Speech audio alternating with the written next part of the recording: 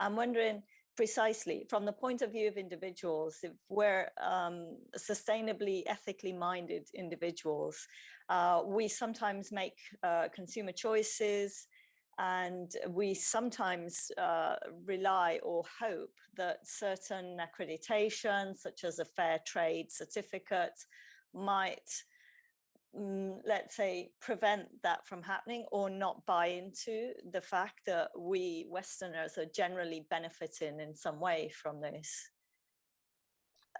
It's not that easy, simply because if you look at the rules and the public statements of big corporations, they all, under pressure of legislation, public opinion, etc., in the last few years, they all changed their policies, and they say, well, we make sure that our contractors treat people well, etc. But once you get into the reality of developing countries, the relationship with your contractor means nearly nothing, because your contractor will have dozens of subcontractors, and most of them will be undeclared, etc. And as soon as a country implements stricter policies, they just shift to different countries. For instance, I mean, we've seen it in recent years. There's been a visible and telling shift, for instance, from China to Indonesia, from Indonesia to the Philippines, and the governments in general have an interest in creating these free trade zones, they call them, which are industrial areas that are almost beyond the government controls. They're almost like international areas.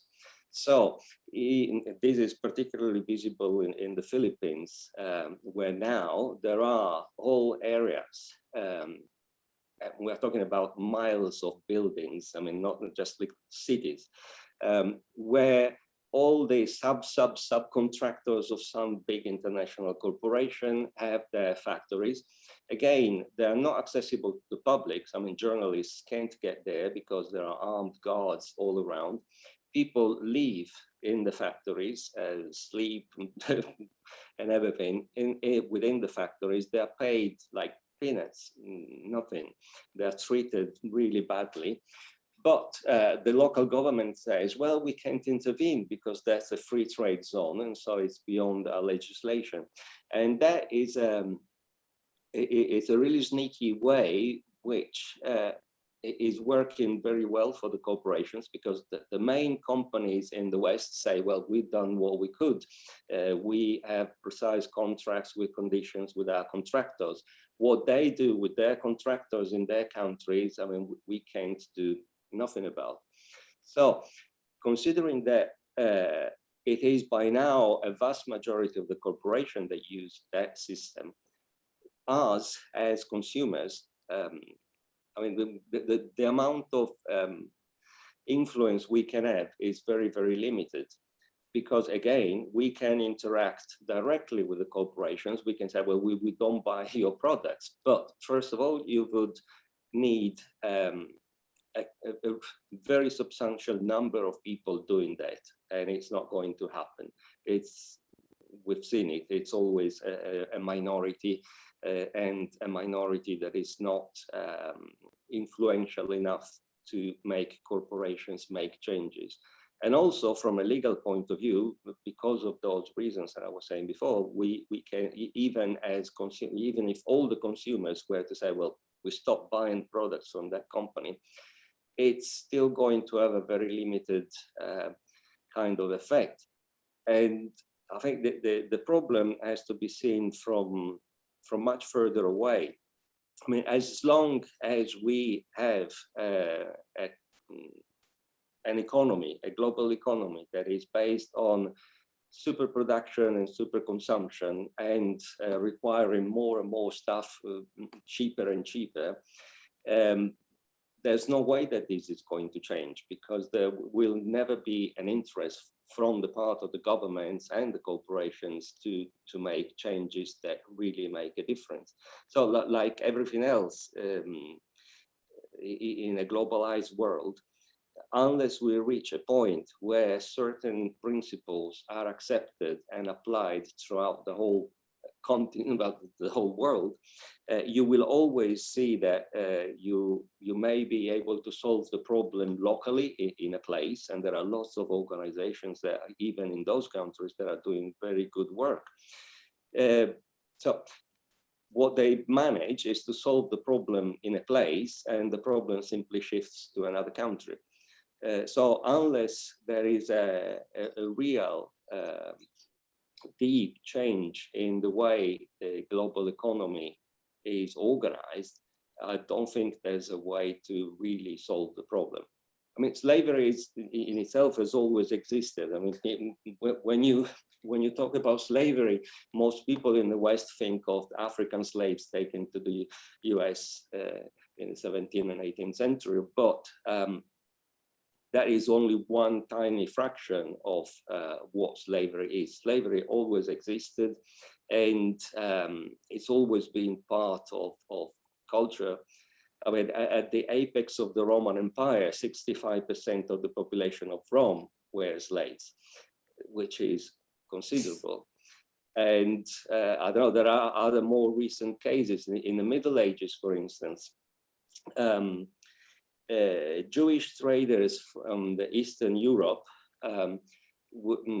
were sending their goods to Venice in particular, because Venice was the New York of those days, and they were receiving all the goods from the East and distributing them throughout Europe.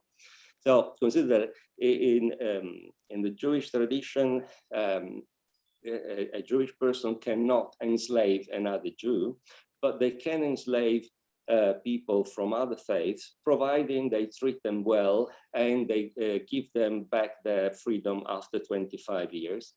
And they can only keep them in their service, they cannot sell them. The solution that they've tried and that worked was that they would send their goods to Venice using slaves to transport the goods. And then, because it was not convenient to send the slaves back, the slaves would remain with the Christian Venetians, who, as Christians, couldn't make slaves. But since they received them, so they hadn't enslaved them themselves, they could then sell them on. And there was a famous agreement between the ecclesiastical authority, the Jewish ecclesiastical authorities in Eastern Europe and the Pope in Italy, that said that that was an acceptable agreement. So you had a trade which included the slaves as they were, let's say, the wrapping of the goods, and then the Venetians could distribute these slaves throughout Europe. So we're talking about Christian Europe in relatively modern times. And so you see, every culture, every era finds a different way to handle the problem and bypass any kind of limitation. It's really sad, but I mean, it's something we have to acknowledge. And if we, I mean, it's useful to know how it works, because not knowing deprives you to the possibility of finding a proper way to act and counteract these. So I don't know whether there will ever be a final solution, but I'd say that we, as of today, we're still very far from it. And we'll have to live with the problem for some time to come, unfortunately. Yes, and it won't be the only problem that we have to accept. Is going to continue and persevere for much longer. For me personally, I do find that I want to think that some stupidly small action on my part can help, and this is where I will maybe try and defend local consumption, the locavore phenomena, where if you know that you're buying something from some place that is near where you live, you're more likely to be able to have some sense if the product or the object or the good itself is being produced in a somewhat fair or equitable manner.